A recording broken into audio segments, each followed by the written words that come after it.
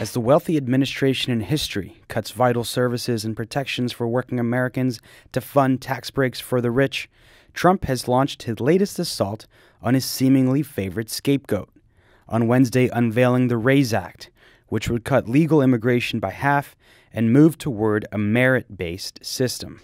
The RAISE Act will reduce poverty, increase wages, and save taxpayers billions and billions of dollars.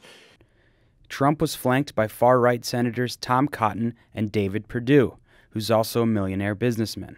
Our current system does not work. It keeps America from being competitive, and it does not meet the needs of our economy today. Today, as Tom said, we bring in 1.1 million legal immigrants a year. Over 50% of our households of legal immigrants today participate in our social welfare system.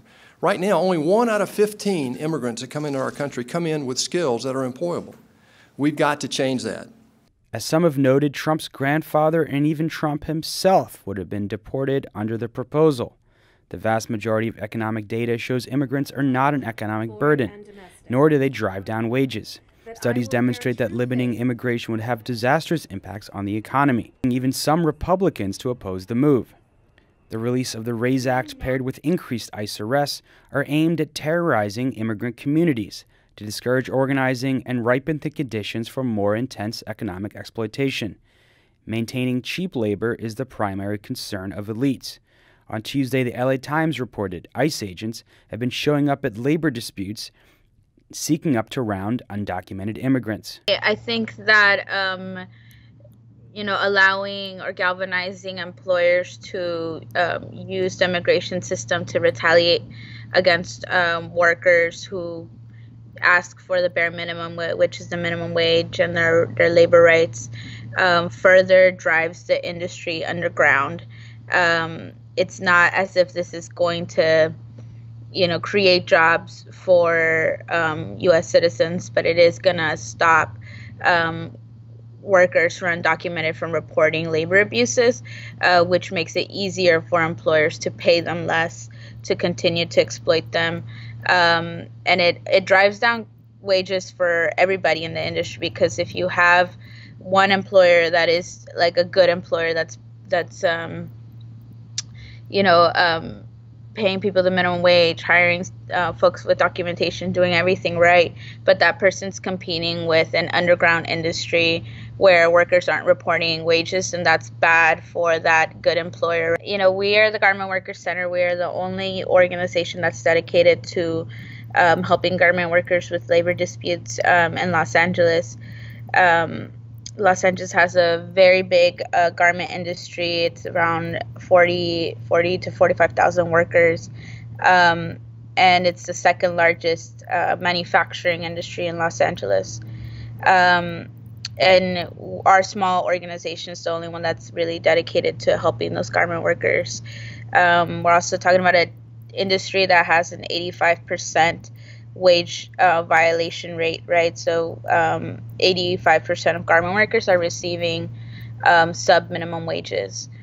And so that's so what we do is we have a wage clinic here every Wednesday where folks can walk in and receive a training on their rights, learn about their options for how they can recover wages or report the wage theft, and then get help throughout the process and even with representation.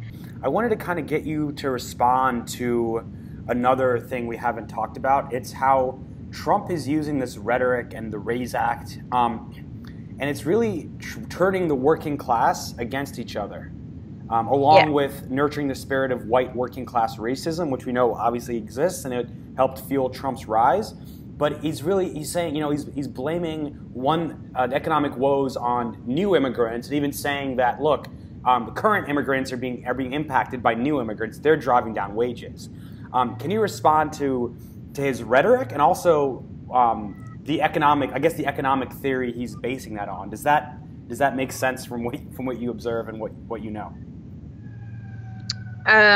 My response is that wages and conditions for all workers improve when all workers are protected against retaliation, right? When an employer can, say, oh, well, you're standing up for your rights, so I'm going to hire somebody that doesn't have rights. That's what is actually driving down wages. It's not the workers themselves. When they go to work, they should be paid the minimum wage regardless of their status, right? And and if we're able to enforce that, then we'll be able to kind of like stop employers from driving down wages in general. And it's really not the workers that are driving down wages, but the employers who are choosing to exploit workers that are driving down wages. And I would also say that it's not just undocumented workers that are, even the workers in the garment industry who have citizenship are being underpaid, so even those workers are affected by the fact that, you have this industry where they're pressured to accept these jobs because the employer will say, well, if you won't do it, I'll find somebody else that will. Trump put in a lot of his videos, when he was campaigning, like images of garment workers like in China or wherever stealing jobs. But the majority of, the garment production that's happening here in LA, even though it's undocumented workers producing it a lot of the times, even though it's sub-minimum wages, like they'll still put that Made in America tag on it and sell it Made in America, and you'll have all these people galvanizing Made in America, but if they really cared about the dignity of that label, they would help us enforce the minimum wage and make sure these workers are getting that they're not being exploited. Stay tuned to therealnews.com for more on this story. This is Jessel Noor.